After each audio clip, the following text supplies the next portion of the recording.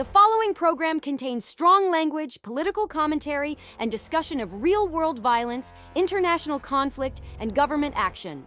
The views expressed are those of the speakers and are intended for analysis and commentary. Listener discretion is advised. Tonight, we're not starting with a headline. We're starting with a reality that most people are being shielded from. While the American media obsesses over vibes, optics, and outrage they can safely curate, an entire nation is on fire and bleeding in real time. In Iran, thousands are in the streets defying a brutal theocratic regime, and the response from those in power hasn't been dialogue, reform, or restraint. It's been bullets, prison cells, trials without justice, and executions meant to send a message. And here's where it gets uncomfortable. The same voices that claim to champion human rights, democracy, and liberation suddenly get real quiet when the oppressors don't fit their preferred narrative. The same media class that can mobilize wall-to-wall coverage for the right protest suddenly finds nuance, caution, and selective silence when an Islamic regime starts crushing its own people. This isn't ancient history. This isn't theory. This is happening now. And while the Iranian people risk everything for freedom, the world's so-called moral authorities debate wording, downplay numbers, and pretend neutrality is virtue. Tonight isn't about war drums or reckless intervention. It's about honesty. Who's fighting for freedom, who's enforcing tyranny, and why so many Western institutions seem terrified to say it out loud. Because when truth becomes inconvenient, silence becomes policy, and silence always sides with power. Tonight, I'm joined by the full Data and Dissonance panel. And if you've been with us for a while, you already know that no two of these conversations ever go the same way. That's by design. This show isn't about comfort or consensus. It's about friction, perspective, and saying the parts out loud that too many people are afraid to touch. Brian is here bringing the unapologetic fire. He doesn't sugarcoat, he doesn't hedge, and he doesn't have patience for moral gymnastics or selective outrage, especially when freedom and accountability are on the line. Rachel brings precision. She cuts through emotional manipulation, false compassion, and narrative sleight of hand to get to what actually matters. When a story gets framed to pull at your heart instead of your brain, she's the one slowing it down and asking the uncomfortable questions. Daniel is always watching the strings. Who benefits, who's protected, and what deals are being preserved behind the scenes. When a story feels muted, delayed, or deliberately blurred, he's the one asking why and following that question wherever it leads. And Skylar is here to challenge from the progressive side. Not to shout, not to posture, but to push back and force the conversation to wrestle with consequences, strategy, and the risk of turning moral certainty into reckless action. Different worldviews, one table, and a conversation that doesn't flinch when things get uncomfortable. Before we even get into opinions, I want to ground this in reality. In Iran, people are protesting a regime that rules through religious law, fear, and force, and the response hasn't been reform. It's been executions, mass arrests, and military crackdowns. This isn't rumor. This isn't social media hype. This is documented. But what's fascinating and infuriating is how softly this is being handled by the same media ecosystem that screams democracy at every opportunity. So Brian, let me start with you. Why does this feel like a story the media doesn't want to fully touch? Because it blows up their moral hierarchy. That's the real answer. They've spent years telling us who the villains are supposed to be, and Iran doesn't fit neatly into the approved outrage list. You can't chant "my body, my choice" here while defending a regime that literally polices women's bodies with batons and bullets. That contradiction makes their heads explode. And to be clear, this isn't subtle brutality. We're talking executions. Exactly. And notice the language shift. When it's a Western country, it's state violence. When it's Iran, it's unrest. That's not accidental. That's protection. And that protection comes from fear. Fear of being labeled Islamophobic, imperialist, or culturally insensitive. So instead of defending universal human rights, they hedge. They water it down. And that's how atrocities get normalized. That's an important point, Rachel, because the moment you say, hey, maybe executing protesters is bad, someone accuses you of pushing war. Which is absurd. You can condemn violence without advocating intervention. Moral clarity doesn't equal missiles. It just means telling the truth out loud. And right now, too many institutions refuse to do that. That refusal isn't just ideological, it's strategic. Iran is tied into energy markets, proxy wars, intelligence agreements, and diplomatic history nobody wants reopened. Calling the regime illegitimate creates ripple effects that a lot of powerful people don't want to deal with. So you're saying silence is safer than honesty? Silence is profitable. Silence preserves old deals. Silence avoids uncomfortable questions like, why did we negotiate with these people in the first place? Or who looked the other way for years? I agree the violence is indefensible. Full stop.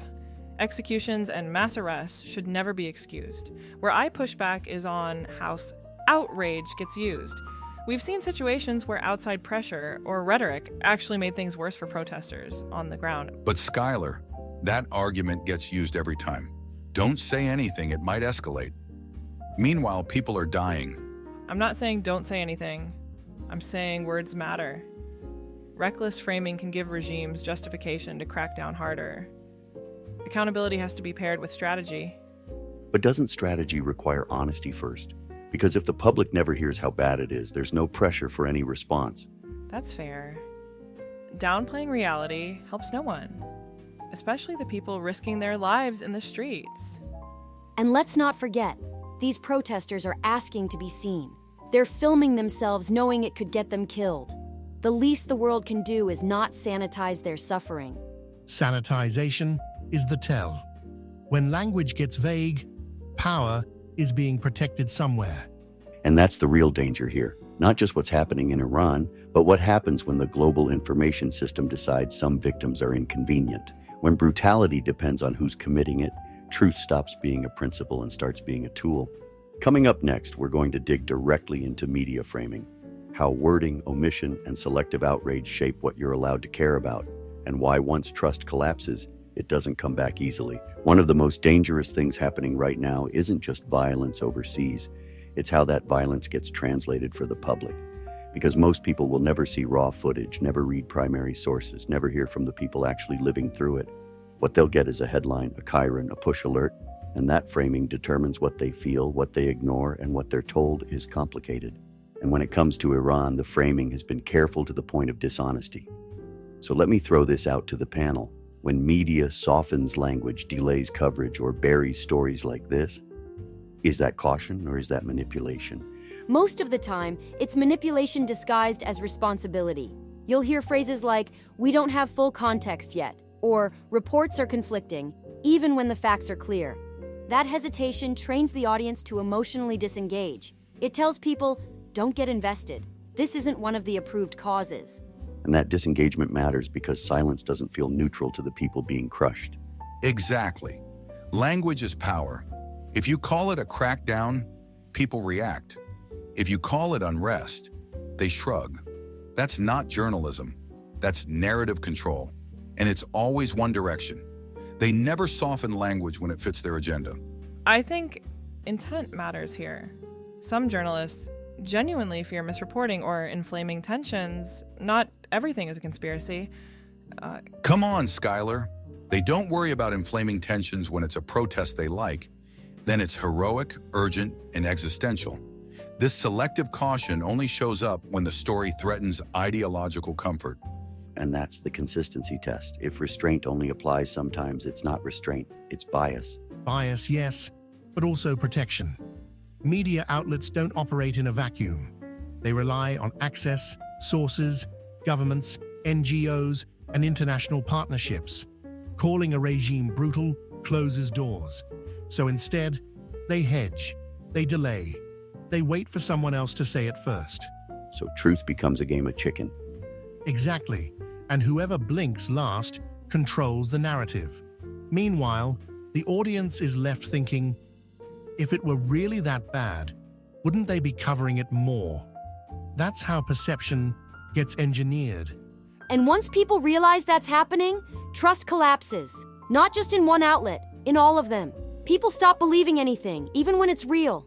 That's the long-term damage. I'll agree with that. Selective framing hurts credibility across the board. Even when journalists are right later, they've already trained audiences to doubt them. Which brings us to the most dangerous part. When truth becomes optional, people start choosing narratives instead of facts. And once that happens, you don't need censorship.